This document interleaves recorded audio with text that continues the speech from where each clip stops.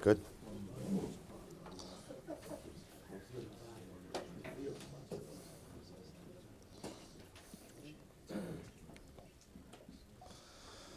All right, Rabbosai, good morning. Good morning, good morning. We have a beautiful daf ahead of us today. Today's daf is daf Tes 9. We are picking up Emir Hashem. We are picking up and on Ches Amud Beis 8b. And we are picking up Emir Hashem at Amar Rav Yehuda. So it's 2, 4, 6, 8, 10, 12, 14, 16, 18, 19 lines up from the bottom. We want to begin by thanking our sponsors for this morning's share, to thank the Learner Mishpacha, who are our Talmud Torah sponsors for the month of Adar, for dedicating all of the shiurim and learning of this month in memory of Mrs. Dina Lerner Gerber, Dina Bas Yehuda Leib. We thank our sponsors for the week of learning, Paul and Kathy Pollack, for dedicating the shiurim this week in memory of Paul's grandparents, Zechariah ben Zechariah and Dina Bas Pesach, and Avi and Michon Zeisman for dedicating the learning this week in memory of Avi's father, Michael ben Yechiel. We hope that in the merit of our Talmud Torah, all of the neshamas will have an aliyah and the families a nechama, and we very much thank all of our sponsors. Can you hear me back there? Is it okay? Yeah? Okay, I'll talk a little louder. All right, so we'll say, so we continue. Should I hold it? I can hold it. There.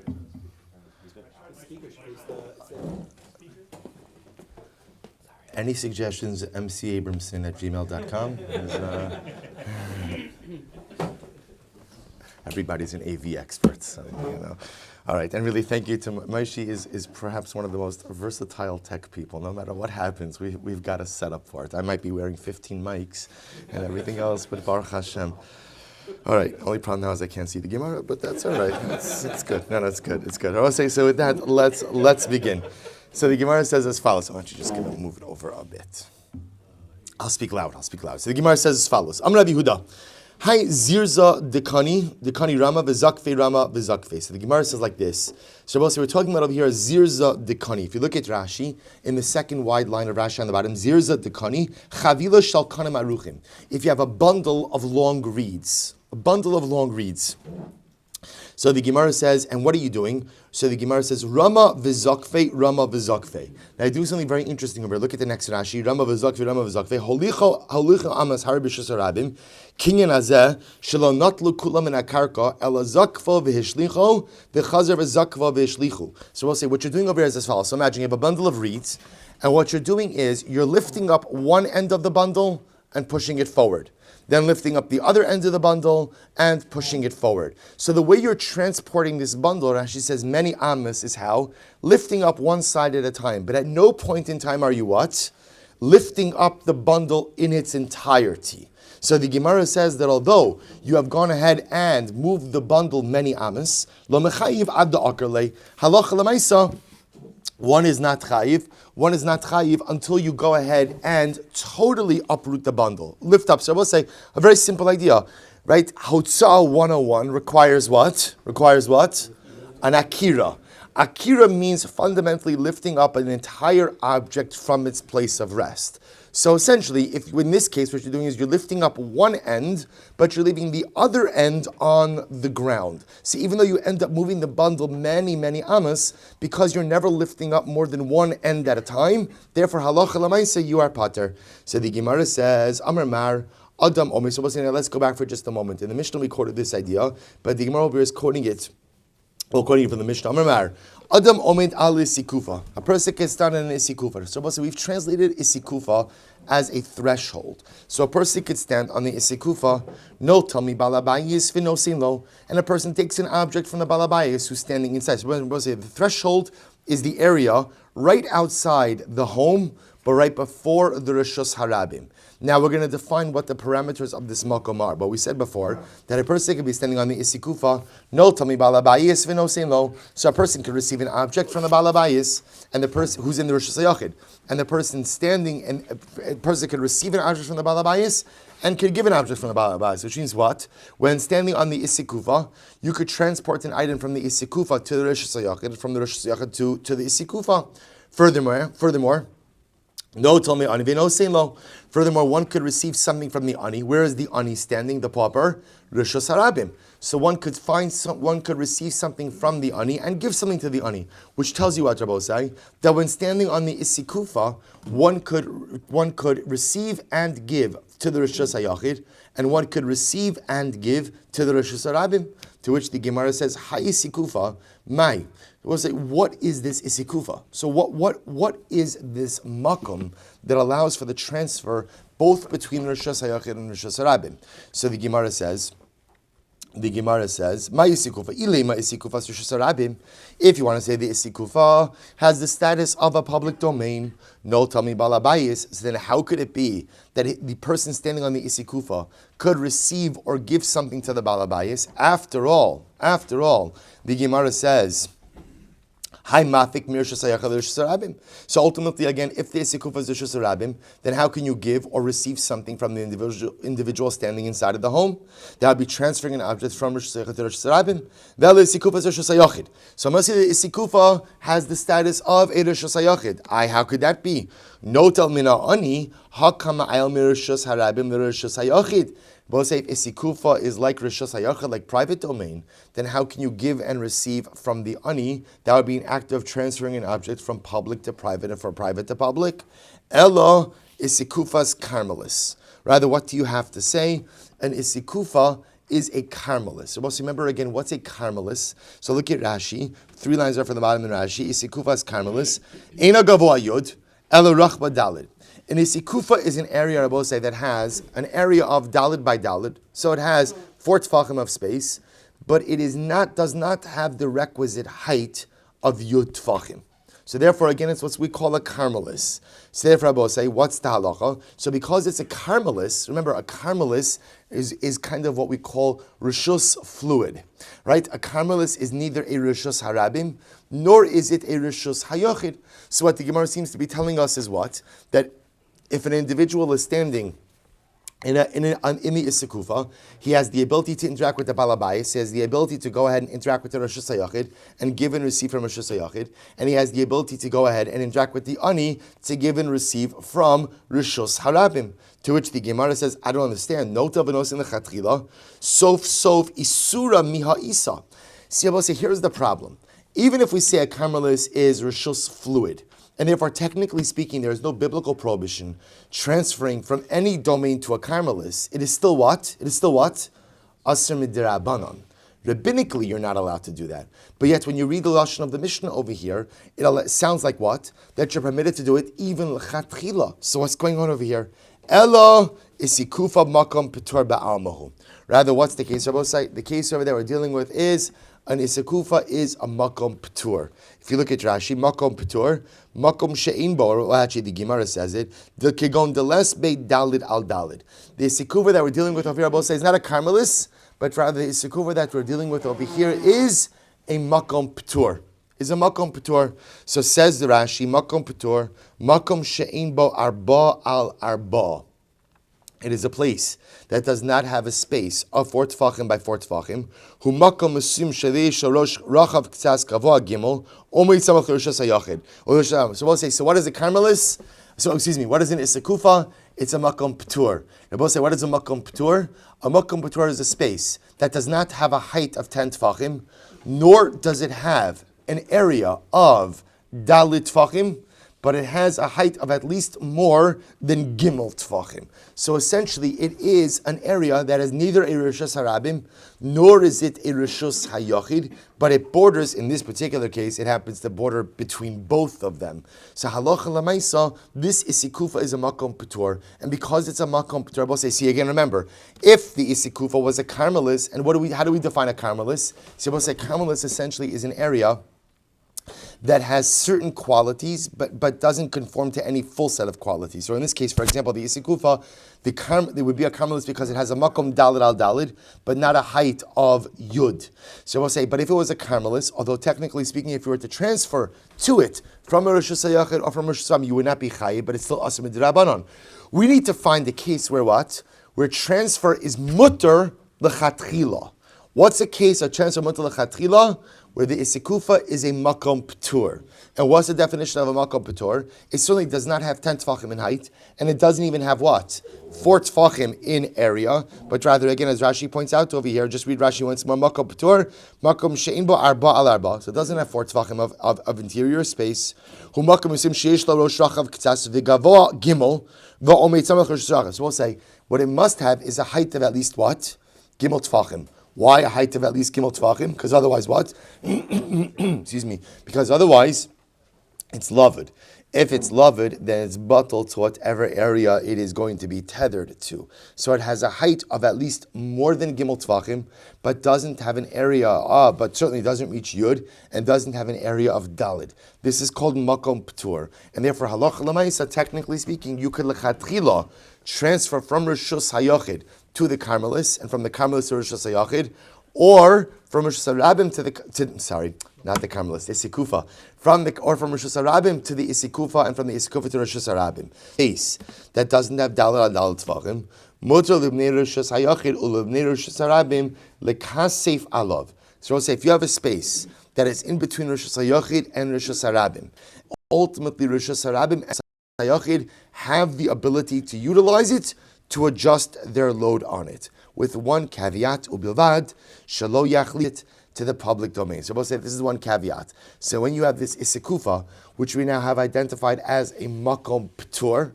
harabim to the isikufa, from isikufa to Rosh Hashanah, from Rosh Hashanah to the isikufa, from isikufa to Rosh Hashanah. But what you can't do is what? Use the isikufa as the way to trim balabayis v'nosin la'ani me'ani v'nosin la'balabayis. So we'll say what you can't do is stand on the isikufa and essentially transfer items from the balabayis in the Rosh Hashanah to the ani in Rosh Hashanah, or from the ani in Rosh Hashanah to the balabayis in Rosh Hashanah. But if you did so, v'im nasal v'nasan, if in fact you did do that, I will say what's the halacha? Shlashtan peturin. So if you did it, technically speaking, everyone is pater.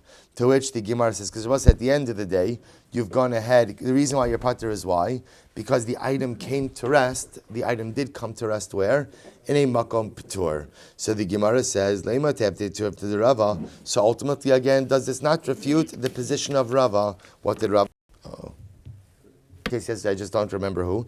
Right? If you carry an object, you're standing in Rosh Hashanah. So you have a great chap. I know how I'm going to go ahead and transfer an object in Rosh Hashanah. What do? Derech alav. So we'll say, watch this. I have a great chap. I'm going to transfer an object through the entire Rosh Hashanah. What am I going to do? I'm going to hold it lamala miyud.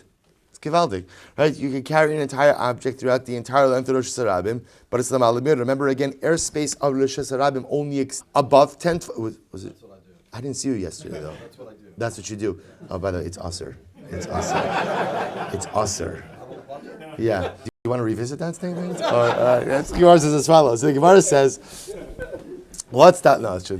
You'll see what the halacha is. So what's that halacha? Afa pishe viru derech halav chayiv. Right? So we'll say, see, even though again you carried it, lamad miyud, even though you can't, derech halav shig taparashi tesmad aleph. Sheg biu lamayla miyud, the lo shalit ba avid Rosh Hashanah v'havi makom p'tur chayiv.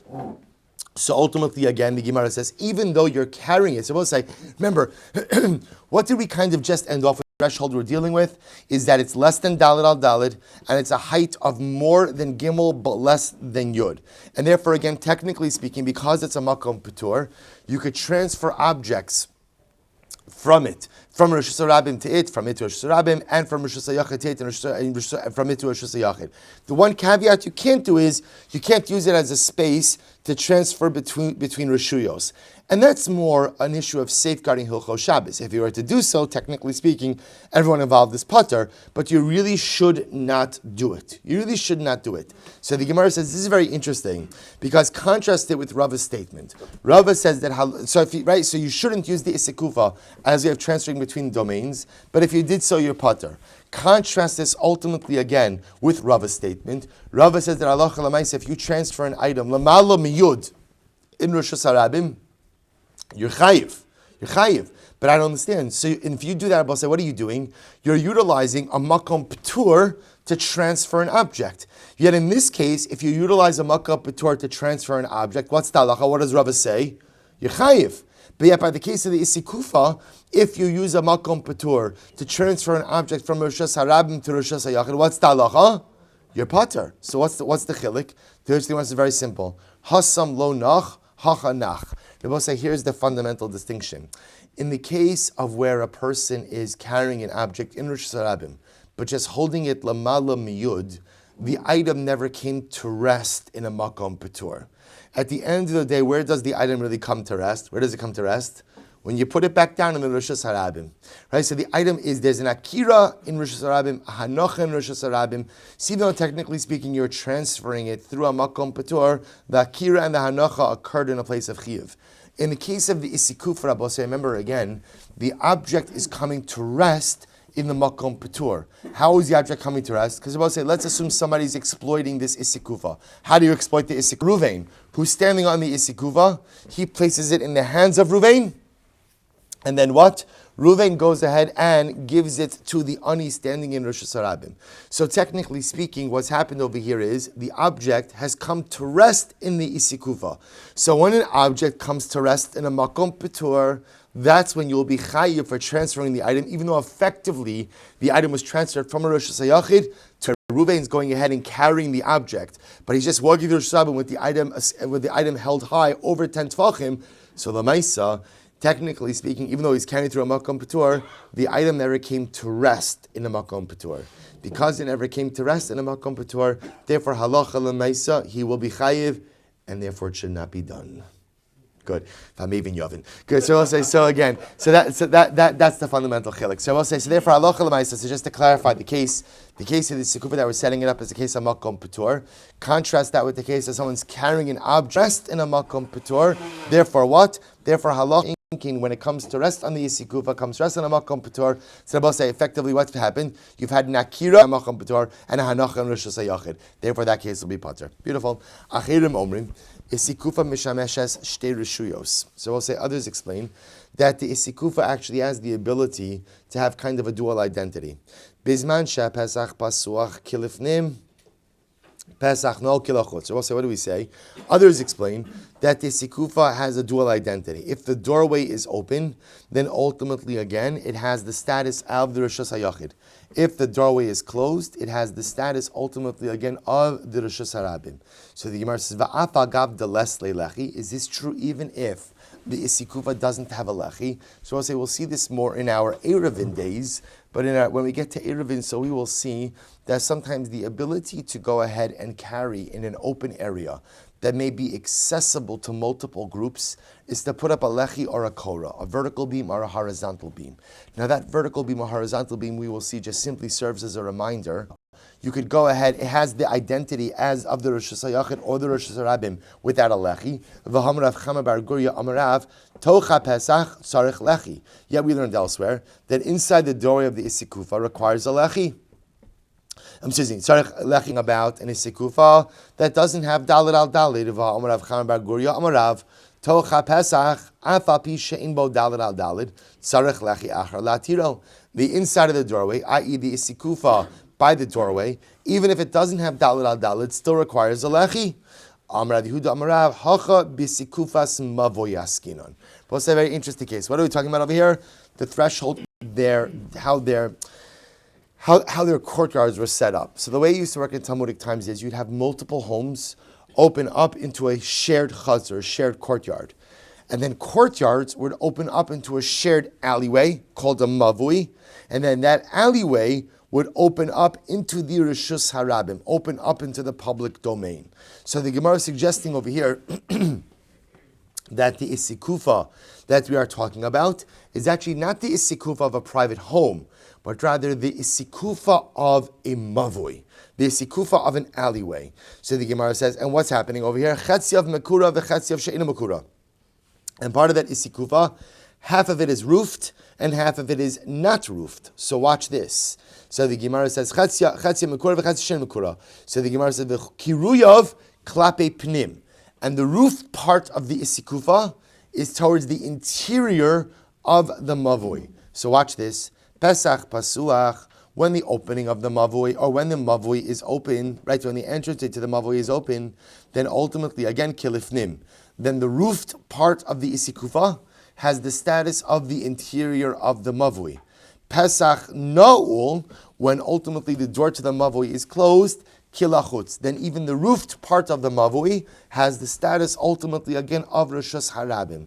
Rav Ashi says no. The olam b'sikufas bayis askina. No, we're not dealing with an isikufa ultimately of a mavui, but rather we're speaking about an isikufa of a home. Ukigon shekira b'shtei koros. So we'll say, what's the case? So we're back now to a situation of an isikufa of a home, not an isikufa ultimately of a mavui. And what's the case? The case I will say is where you have ushekira b'shtei koros, and you roofed the area of the isikufa with two boards. Now watch this. She'in bezuar ba, vein bezuar ba. Rabbi say both of those boards, neither of them have a width of 4 tefachim. Now watch this. Ve'ein bein zu lezu shlosha. So to make it a little bit interesting, neither of the boards have a width of 4 tefachim, so they're spaced from each other, but there's less than 3 is in the middle of the two boards. So we'll say, so now just to clarify, we're dealing with the threshold, the isikufa of a home. Over the home, there are two boards, neither of which measure 4 tefachim in width. There's 3 tefachim of space in between the two boards. There's less than 3 tefachim of space in between the two boards. And ultimately, again, the door is in between the two boards. Now watch this. So the Gemara says, Pesach pasuach, if the doorway is open, kilifnim. Then the entire area, the entire boarded area, right? So the entire area of the isikufa is now going to be considered like what? Like the Rosh Hashanah. Why is that I will say? Because less than 3 tefachim of space, then what? The entire area is closed. Now that the door is open, that entire isikufa area becomes like the interior of the home, i.e. Rosh Hashanah. However, Pesach No'ul, if the door is closed, then what? Kilachutz. Then ultimately, again, the isikufa area will have the status of the exterior. So Rabbi say, so on one hand, you could set up a situation of an isikufa that is a makom patur, and if the isikufa is the rishus hayachid as well as the rishus harabim. However, you could just as easily set up as a case of an isikufa that isikufa of a mavui versus isikufa of a home, because sometimes have the status of the rishus hayachid, and sometimes rishus harabim, Carmelis, and makom patur, which are all clearly defined areas. An isikufa is not. An isikufa is more a descriptive statement of a threshold area. What is the status of a threshold area? And the answer is, it depends. It depends what's happening in front of it. Good. But however, if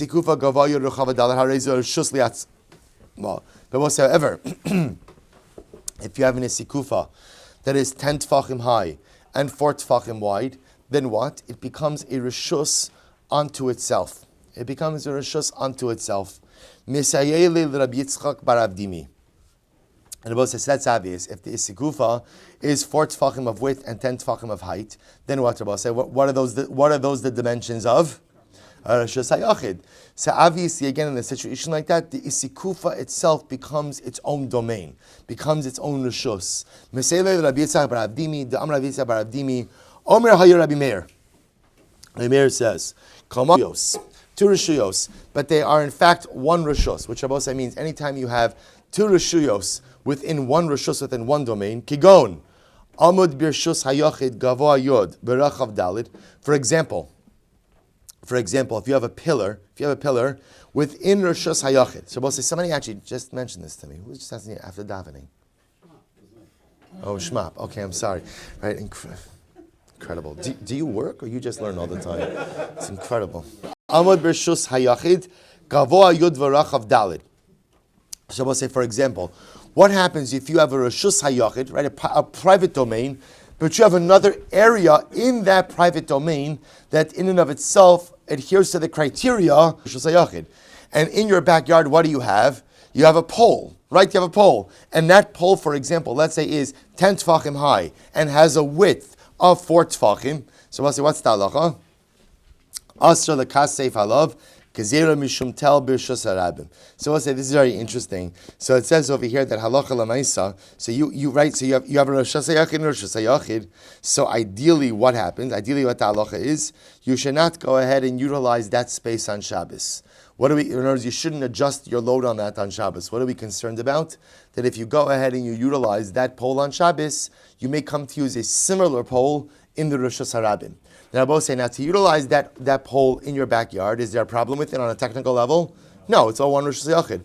But we're concerned that if you utilize that type of pole in a Rosh Hashanah, you may come to equally go ahead and utilize that pole in the Rosh Hashanah. And utilizing that pole in Rosh Hashanah, ultimately what? Is halacha l'maisa aser. Good, incredible, I will say.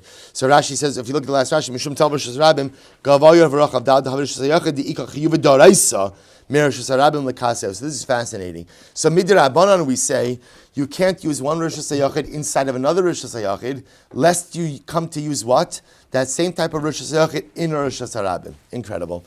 Rabbi say, Amud Beis. Rabbi say, we are totally and fundamentally switching gears and have incredible news for you. There is a Agarata. Not today, right? But there is Agarata coming our way. So we'll say, take a look at the Mishnah. Fascinating. It has nothing to do with Shabbos, as we're going to see. A person should not sit down to take a haircut before Mincha time. So if you haven't yet davened Mincha, Rashi says, "Oviachi yispalo, shema yishkach v'lo yispalo." So we'll say ultimately again, so as we're going to see, these halachas in the Mishnah are not unique to Shabbos. What the Mishnah is teaching me is, I shouldn't sit down to get a haircut once Mincha time has come, before I've davened Mincha. What's the concern? The concern is going to get wrapped, we'll define the parameters as, I'm going to get wrapped up in my haircut, and I'm going to forget to daven Mincha.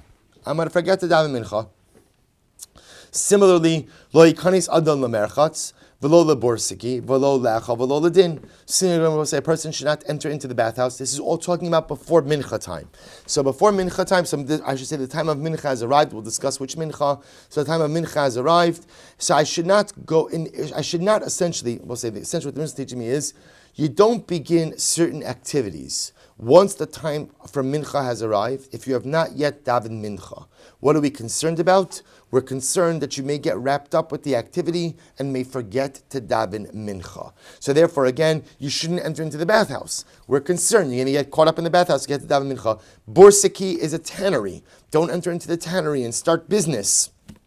You may get caught up with that. Don't start a meal. If Mincha time has come, if you have not yet davened Mincha, you may get caught up in your meal. V'lo ledin. Don't begin to adjudicate cases before Mincha time, lest you come to go ahead and get caught up in adjudicating the case. V'mischilu. But I will say, if you started any of these things, ein mafsikin. Once you've started halacha l'maisa, you do not need to stop. Right? So again, simple halacha, once the time for Mincha comes, don't get involved in something that could cause you ultimately to miss out on davening Mincha. However, if you started, you need not stop. So mafsikin likras kriyas Shema, but however, you do stop for the recitation of Shema. In other words, I will say, ideally, it sounds like what the Mishnah is saying is, one should not start any of these items, if halach or any of these activities, if you have not yet said Shema. If you have not said Shema. But if you did start, then for Kriyas Shema you do stop. We'll say a fundamental distinction. Kriyas Shema's daraisa is biblical obligation. Ve'ein mafsikin l'tefillah, but one need not stop ultimately again for Shemona Esrei. So we'll say what. So again, we'll see what this seems to be a bit redundant. Ideally, what? Don't start any of these activities. Right? Daven mincha first, then start the activity, because we're afraid you're going to get caught up in the activity and miss davening mincha. Say samach l'mincha. So we'll say when we say that you shouldn't start these activities close to mincha time, which mincha are we referring to? If you want to say it's talking about mincha gidola. So if you want to say it's about mincha gidola, sa'amai lo. So I don't understand why not. So also remember again, mincha gidola, the earliest time for mincha during the day is 6.5 hours into the day. So let's say in a perfect day where sunrise is 6 and sunset is 6, you could begin to daven mincha at 12:30 in the afternoon. So I will say, I can't take a haircut already by 12:30. I can't go for a meal. I have a whole afternoon to daven mincha. So what's the concern? Amai lo ha'ika shos bayom tuva. There's plenty of time during the day to daven mincha. Elo samoch lemincha kitana. Rather, what are we talking about over here? Saying mincha kitana. Mincha kitana is 9.5 hours into the day. So from the time you get to mincha kitana, once you get to mincha kitana, technically speaking, there's only 2.5 hours left in the day to be able to daven mincha. So perhaps what the Mishnah is teaching me is, once the time for mincha kitana, 9.5 hours into hours for mincha, that's when the Mishnah says, listen, don't start going for a haircut, eating a meal, adjudicating a case, going into the tanner while, and that's when we're concerned that you may come to go ahead and miss the zman for mincha. To which the Gemara says, Neima tevet tiyuv to Rabbi Yoshua ben Levi. This seems to refute the position of Rabbi Shmuel Levi. What is Rabbi Shmuel Levi? Rabbi Shmuel ben Levi, Kevan shegiya zman tfilas mincha, asra li adam sheyitom klum, kodem sheyispal tfilas hamincha. You can't do anything. Our Mishnah says that you shouldn't start. If you haven't davened mincha, you shouldn't start these activities. But if you start, you don't have to stop. Rabbi Yoshua ben Levi seems to say that what? That Allah l'maisa, even once you started, you have to stop. To which the Gemara says no. Lo li olam samoch lamincha gidola. Rather, again, the Gemara says, what are we teaching us? That even once the time for mincha gidola, early in the 6.5 hours comes, there are certain activities you should not get engaged in until you daven mincha. Why? Because these are the type of activities that could take away your attention for hours at hand. For example, ubitis, right? I will say, but lamaisa, even if you are hair blessed, right? So lamaisa, right? I can't start a haircut at mincha gidola. No. Ubitis ben alasha. We're talking about, for example, the type of haircut Ben Alasha. So Rashi points out over here that Ben Alasha was the son-in-law of Rebbe. And ultimately, again, he was fixated on the haircut of the Kohen Gadol. The Kohen Gadol had a very unique type of Gemara describes. Kohen Gadol and the king had an obligation to be perfectly groomed. So their haircut took a lot longer. So Ben Alasha perfected this method of haircutting, not because it was about Gai v'chas shalom, but because he wanted to show what this haircut looked like. That's the type of haircut that Mishnah is referring to. Apparently, this was a very involved process. That type of haircut, you shouldn't even start at Mincha Gidola. Mincha Gidola comes, Lekula Milsa de Merchatz. Rabbi say that's talking about if you're going for the whole spot treatment at the Merchatz. So Rabbi say, what's the spot treatment at the Merchatz? Look at Rashi. So in all seriousness, there was the spa package at the bathhouse. What was the spa package at the bathhouse? It was washing your hair. Clear your afternoon. So Rabbi say, so therefore, again, what the Mishnah is teaching me is like this. Is that halacha l'maisa, if you're going for the spa package at the bathhouse, really, you shouldn't start that after the time of Mincha Gidola, right? But ultimately, again, even once the time for Mincha Gidola comes, daven Mincha first before you do that, because that could be very involved. V'lo Borsiki, to the large tannery. So halacha l'maisa for a large tannery, I'll say, what's the concern?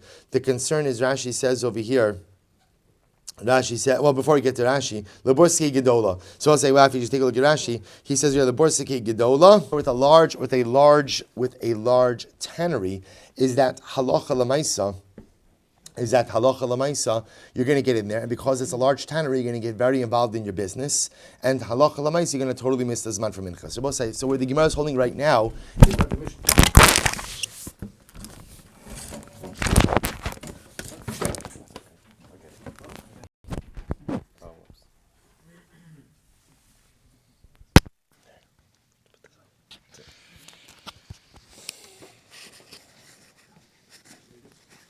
Sorry. All right, so we'll say, so therefore, again, what the Mishnah is saying is that halacha l'mei gidola, by mincha gidola. What type of activities? Activities that could cause you to become very involved. And therefore, the concern is so involved that they could take up your entire afternoon, and halacha l'mais, you'll end up missing out for this man for mincha. So the Gemara says, v'lo le'echol, and what does it mean for eating? Besuda gidola. Talking about a large meal, right? So not just sound like you're grabbing lunch, but you want to sit down to a large meal. A large meal could go on for hours. So that's the kind of thing we don't want you to start, even by mincha gidola. V'lo ledin, if you're going to begin legal proceedings that could extend for a very long time. Ravachar bar Yaakov amar li olam betispares tidan. Ravachar bar Yaakov says, no, the truth is, it's even talking about a regular haircut. You really shouldn't even begin a regular haircut at this man for mincha gidola. Why not? The Gemara says, l'chatchila mai lo yeshev, gezerah shami yeshaber hazug. We'll say, what's the concern? The concern is that you may sit down for a haircut, and what may happen? the scissors may break. The barber's scissors may break. And if the barber's scissors break, it's not like today when you go to the barber, he's got 15 scissors. Right? So the scissors, right, what's going to happen? It's going to take him some time to get another pair of scissors. So by the time he comes back, you're also not going to walk out half shorn, right? You're not going to walk out, half cut. So therefore, again, you could miss out the entire afternoon. Below lamerchatz. And again, what does it mean you can't go into the bathhouse? Even if you're just going into Schwitz, right, for the sauna, because sometimes when you go to the sauna, so what happens? Sometimes when you go to the sauna, a person could feel faint afterwards. And because they'll feel faint afterwards, they won't be able to daven. And even walking into the tannery, even if you're going ahead, and even if you're just going to check on things, I will say because maybe you'll go into the and look at Rashi Matrid, and you'll become so overwhelmed by your financial loss that you'll be preoccupied with your financial loss and you won't be able to daven. So and even if it's a small meal, you still shouldn't ideally go ahead and even begin a small meal, even by the Zman of Mincha Gidola. Why am I low? The way of going ahead and continuing into a longer a final verdict. Maybe you'll see some type of reason for an alternate ruling, and you'll have to start everything again. So we'll say, so bottom line, we'll say two different interpretations of the Mishnah. Interpretation number one was that we're talking about dramatic type of things, dramatic haircuts, dramatic, right? The sauna, the spot treatment at the sauna, the beginning of a din. Approach number two is that no, even with regular events, you really should not begin them at the time for Mincha Gidola, because what sometimes in life, what appears to be smaller, more contained events have a way of becoming prolonged and more complicated. And therefore the Mishnah teaching me very simply, once the Zman for Mincha comes, once the time for Mincha comes, Mincha, take care of your Mincha obligation first, ultimately again, and then you'll take care of everything else after. So we'll say when Mincha Gidola comes, but the Musar is so profound. The Musar is that when something has to get done in life, do it now. Because if you don't do it now, then what happens? Well, so we all know this, right? How many of us have things on our to-do list that have been on our to-do list for years? For years they've been there. I want to accomplish this, I want to do this, I want to be this. They've been there for years. Why haven't they get done? Not because I don't care, chas v'shalom, but because other stuff just keeps coming up. So sometimes in life the Musar is that if you need to get something done, don't wait for later. If it's important enough to get it done, it's important enough to get it done now. So the Gemara says, interesting enough, just a few more lines. At what point in time do we say that a haircut has been, you begin something, right? So ideally, the Mishnah is teaching me, you should, I'm being told that's what? If I did begin it, then what? You don't have to stop. So now the interesting shaila is, at what point in time is the activity considered to have begun? So telling me therefore that what? That I don't have to stop. So when is the beginning of a haircut? When the barber puts the thing on you, the zach, what do you call it? The smock, right? Good. It's like ultimately of haircutting. Say for Rabbi, so the halacha will be like this: you shouldn't take a haircut from the time of Mincha Gidola, but if you started, you could finish it up. What's considered start? Rabbi say ultimately again, it's the same idea. You shouldn't go to the bathhouse once the time for Mincha Gidola has come. But halacha l'maisa again. When you begin to take off your head wrapping.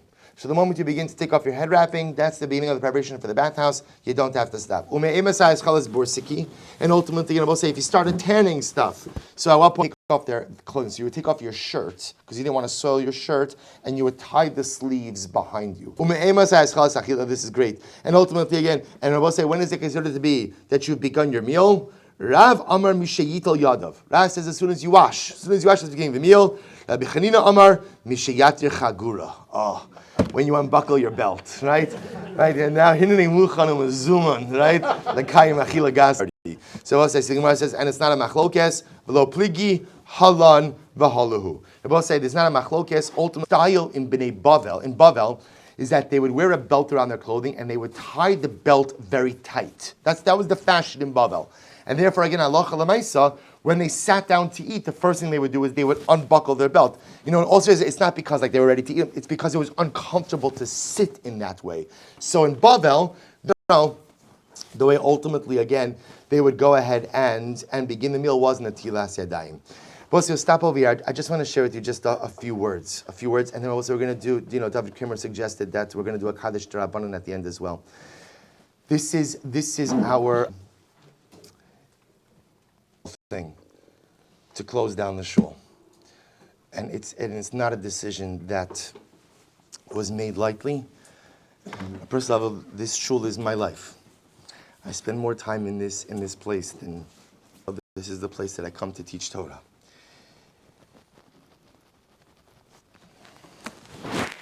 So the decision to be at all, but it's one that's an absolute necessity. And I say that with absolute confidence. Will make his own decision. But at the end of the day, there's no doubt in my mind anymore. There was doubt in my mind, even last night, of action. And I feel strongly that really every kahila should go ahead in the midst of difficult times.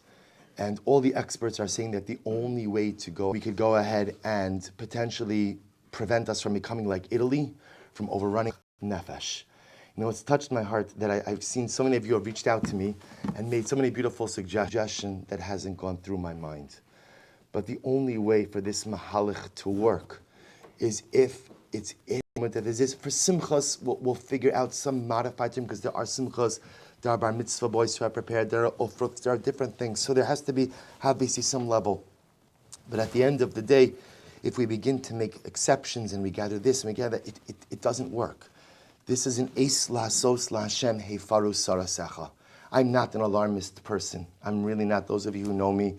And I'm not one who gets carried away with public sentiment if I feel that it's not MS. But I feel that this is MS. And even if for some reason it turns out that at the end of the day, our community is spared, we're on the side of caution. It's Chamira Sakanta Meisura. There's nothing that we treat more importantly in halacha than ultimately sakana. These are difficult times. These are difficult times. But for the members of our shul, we are not making smaller minyanim. We are not making individual minyanim. We are not. I want to, and I try never ever to miss a minyan. But I'm going to miss minyanim. That's what has to be done during these times. And if you're in shuls, and I'm going to say something that probably is not the right thing to say, and if you're in shuls that are not changing the way they're doing things and are continuing business as usual, I would urge you to ask your rabbanim why. And I would urge, is it that you are minimizing the severity of it? Ask, if you get a good answer, then by all means, follow whatever it is. But these are difficult times, and because they're difficult times, it breaks my heart to think that this beautiful base medrash that is an ever-expanding who I love to see each and every day, we're going to continue things online, no matter what platform, how wonderful the platform. But this is what we have to do. And I think we have to ask ourselves, what do we have to take from this? It was a little bit later. And I asked Mechila of the building, because I realized that sometimes, this building gives us a lot of trouble. And, there was a while you may have noticed that there was a little bit of an odor issue. And I thought to myself, you know what? I was poging in the kavod of HaKadosh Baruch Hu's home. So maybe there was an odor, but what I wouldn't give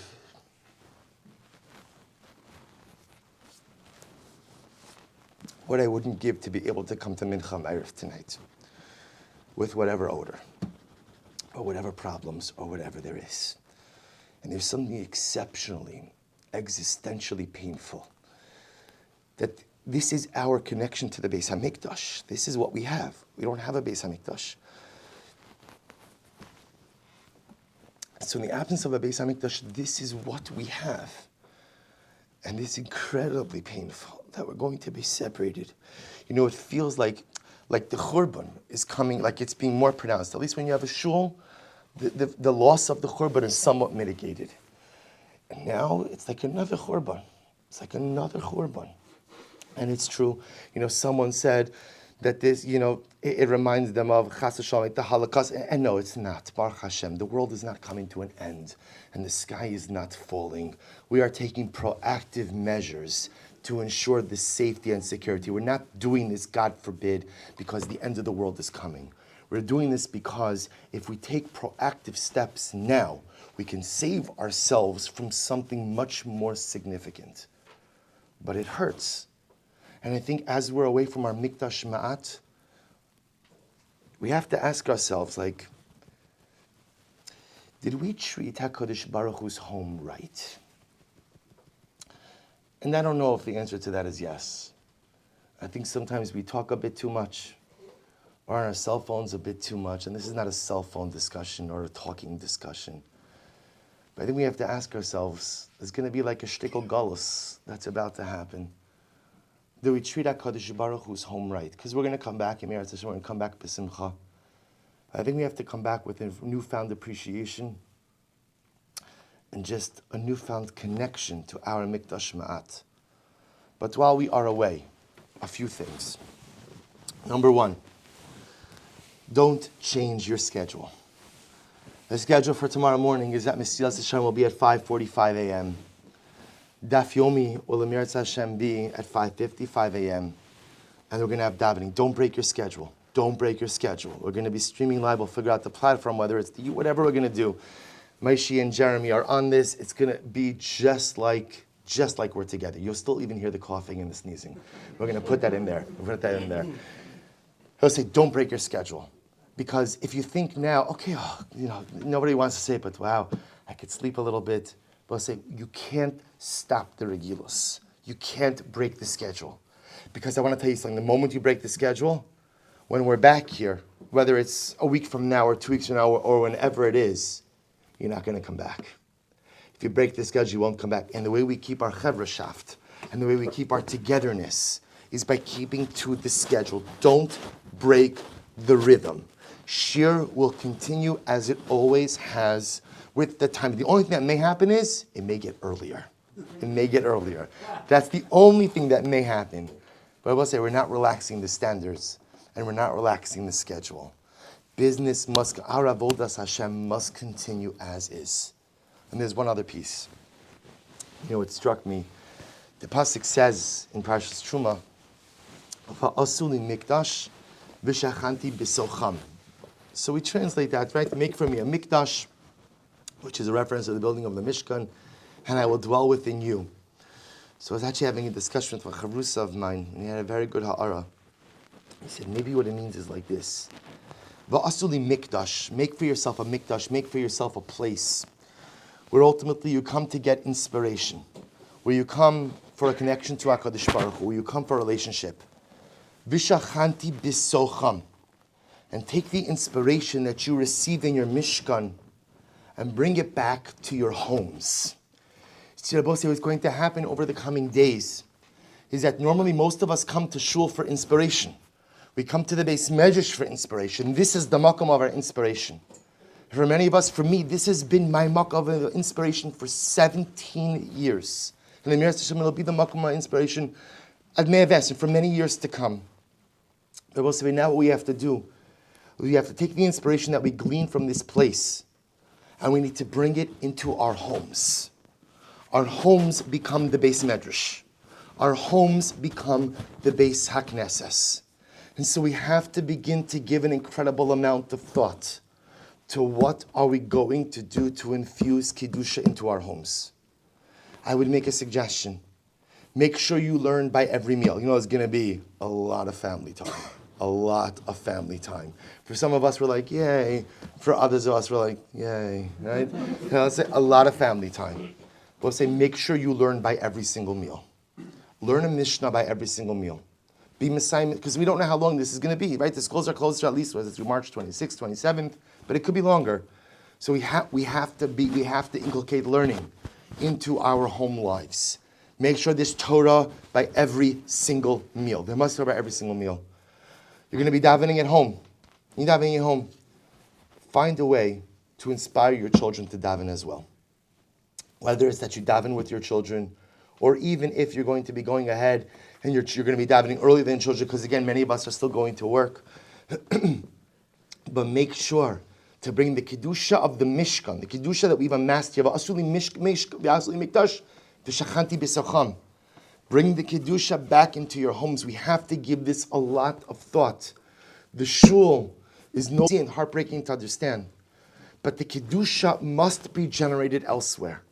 And if the kedusha is not going to be generated by all of us here together, then it must be generated in our individual homes. Kadosh Baruch Hu is telling us something. And I don't know, I'm not a Navi, none of us are Naviim, so none of us know what the whole message of the coronavirus is, or the whole message of shul closures. Never heard of such a thing before in our day. But whatever it is, we each have to find our own avodah. And maybe, perhaps one part of the avodah is Kadosh Baruch Hu saying, we need more kedusha in our homes. We need our children to be more inspired. We need our children to be more connected to their Yiddishkeit. We need our families to be more inspired. We need our homes to have more Torah. Well, it's not happening in the shul for the next few days. So it's got to happen in the home. Today, when we go home, figure out ways in which you are infusing more kedusha into your homes. We're going to be putting out a variety of different shiurim and learning opportunities online for adults and for children. These are difficult days, and these are decisions that have not been made lightly, but decisions that I believe in my heart are 1,000% unequivocally correct. Difficult days require difficult measures, but we have to do what we can to be mechazik ourselves, to continue our learning, to be mechazik our mishpachas. It's important for this chevra to stay in touch with each other. You know, we have very strict rules regarding our WhatsApp communications, and it should be that so. But you know what? Figure out ways to create other clusters, because the beauty of our shir, a lot of different people who wouldn't normally be connected, who are here today together. Continue the friendships, continue the chevra shaft. We're certainly going to continue the learning. We have to hope that as we turn out the lights here in just a few moments,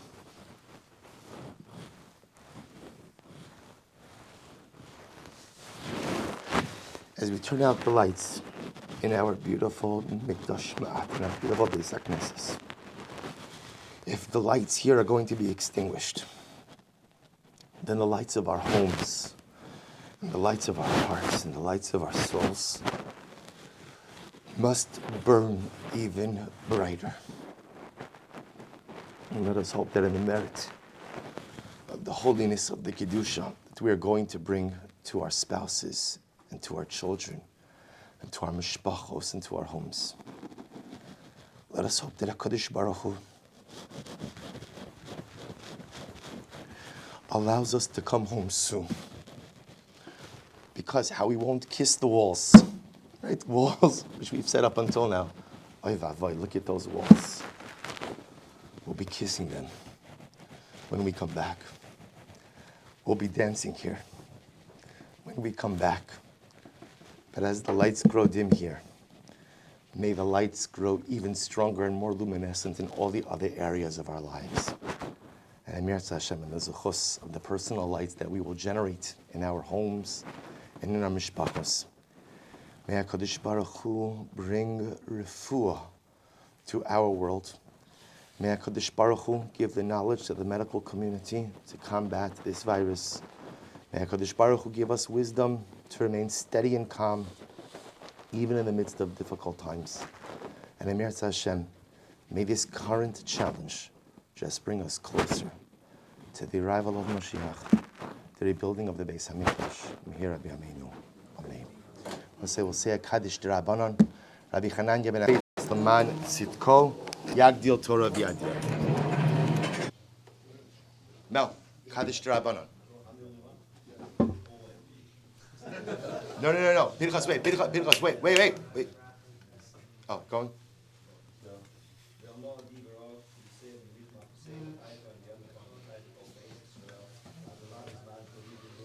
Amen. Yehi Shmei Rabbanu Barach.